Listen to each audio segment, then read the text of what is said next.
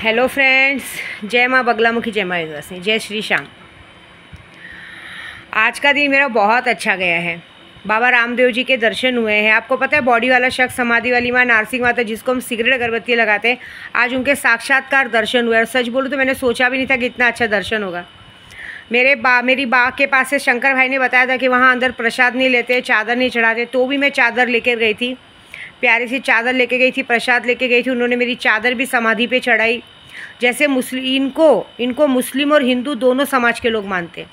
हमारे में जो गौस पाक कहते हैं ना, बहुत कम लोगों को पता है। जो गौस पाक कहते हैं ना, वो गौस पाक ही अपने रामदेव पीर बाबा का ही नाम है। रामदेव पीर बाबा ही हैं। इन्हें हिंदुओं के पीर बोले जाते हैं, मुस्लिम के भी पीर बोले जाते हैं। बहुत कहते हैं ना, यहाँ पे एक ऐसी जागृत है कि अगर आप कहीं रास्ते में अटके हैं और इनका नाम लेके बुलाया, जैसे अभी हम बॉडी वाला शख्स बोलते हैं, लेकिन आपने बोला ना रामा सा पीर बाबा कहाँ है, बन्ना सा कहाँ है, देख लीजिएगा, कोई ना कोई रूप में, पुलिस या किसी न किसी रूप में आपकी रक्षा करने पहुंच जाएंगे। कहते हैं अमावस्या के दूसरे दिन बीच का दिन कहा जाता है, मतलब दूसरा दिन। उस दिन वहाँ पे हमेशा कम से कम लाखों की गर्दी लगती है, लाखों की। ये हमारे श्याम बाबा सब एक ही है। मैं अपने श्याम बाबा का शुक्रिया अदा करूँगी, हारे के सहारे बाबा का, कि जिनके मैं आज 12-15 साल से जिनकी पूजा करते आ रही हूँ, जिनका कड़ा हाथ में पहन के घूम रही हूँ, आज उनकी वजह से उनके साक्षात्कार दर्शन मिले। मेरी इच्छा थी वहाँ दर्शन करने जाने की, लेकिन श्याम बाबा मेरी परीक्षा ले रहे थे। पहले मैंने वहाँ जाके मुकुट चढ़ाया, फिर सालासर हनुमान जी का दर्शन किया। पहले मन हट गया था, मैं सोची कभी और जाऊँगी, क्योंकि 400 किलोमीटर दिखा रहा था, लेकिन पता नहीं क्यों मन हुआ कि चलो अब जाते, और पहुँच गई मैं। बहुत अच्छा दर्शन हुआ। इसका मतलब समझ जाइए कि जब मैं पहली बार अपनी बा से मिली थी और बा ने मुझे शक्ति दी थी, वीर की, मेरे रामा सा पीर की शक्ति दी थी, तो समझो आज के दिन आप देखो मैं कहाँ से कहाँ पहुँची हूँ। और आज तो साक्षात उस जगह के दर्शन करके आई हूँ, तो मुझे पता है कि मैं कहाँ से कहाँ पहुँचूँगी। बहुत बड़ी बात है। मुझे पता है आप लोग मेरी वीडियो का वेट करते हैं, लेकिन मैं सच बोलूँ ना, मैं वीडियो बनाने से बेटर पहले मैं जहाँ गई हूँ वो दर्शन करना बहुत ज़रूरी है। मेरे लिए दर्शन बहुत मेन होता है। दर्शन और आप सबको दर्शन कराना ज़रूरी है। जो काम से गई हूँ, काम पूरा करना है। अभी जैसे मेरे पास जिसने वशीकरण करवाया है, अभी जो रोती रहती है हमेशा, जिस लड़की का मैंने कहा आपको कि वशीकरण करवाया है, मैं सच बोलूँ ना, इतना अच्छा वशीकरण होगा ना, सिर्फ 30 तारीख तक वेट करो।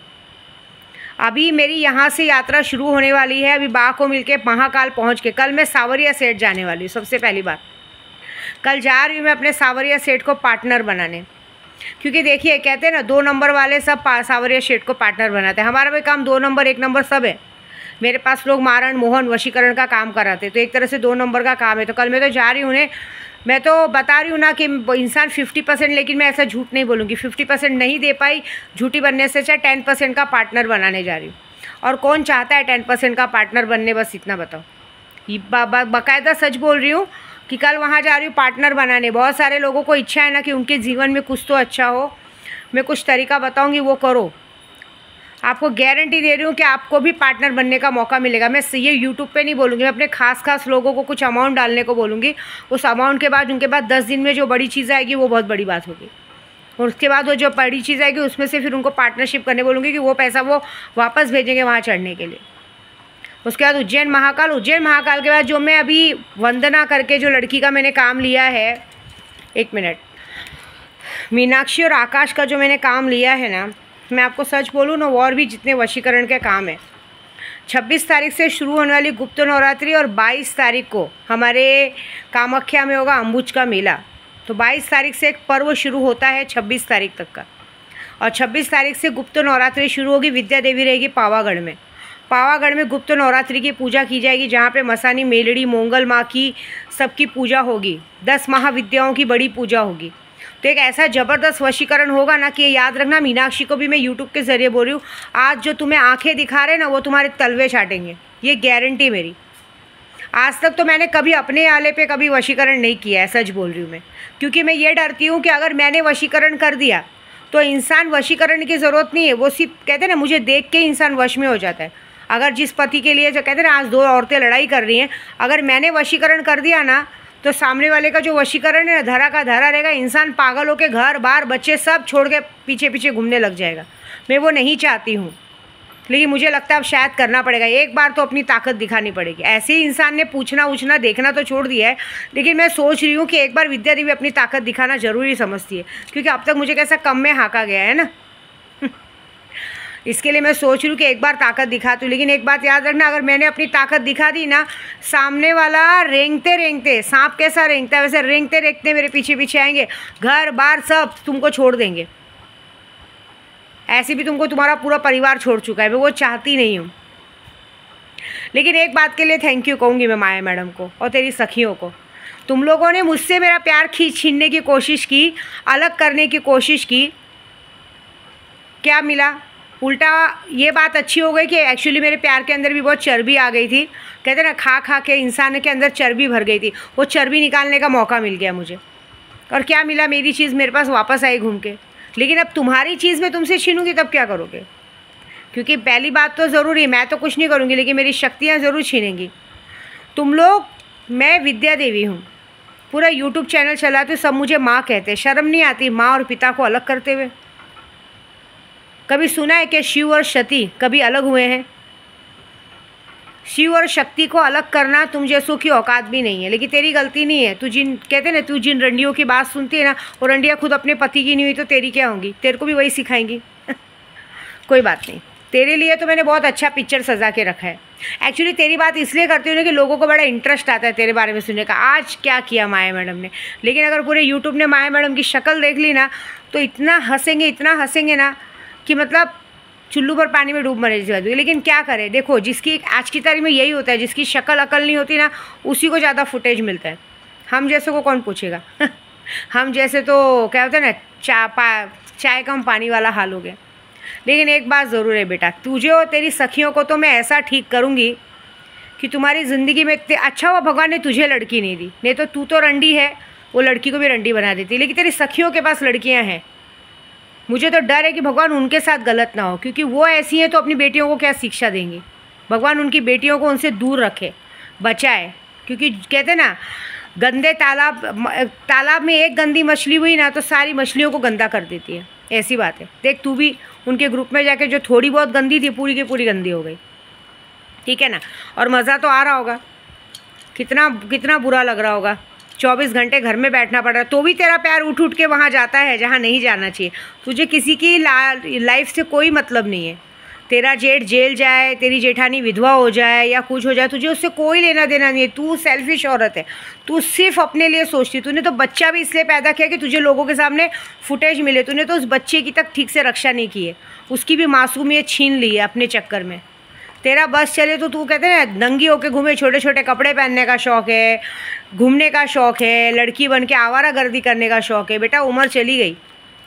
तू भले लोगों को बता मैं 26 साल की हूँ, 27 साल की हूँ, जाने दो, तेरी तो मैं हालत बिगाड़ूंगी। तो ये कहने का मतलब ऐसा है कि 100 सीधी बात, प्यार और जंग में सब जायज़ है। अगर कोई हमारी चीज़ हमसे छीनने की कोशिश करे तो उसकी पूरी ज़िंदगी छीन लो, बर्बाद कर दो, ख़त्म कर दो।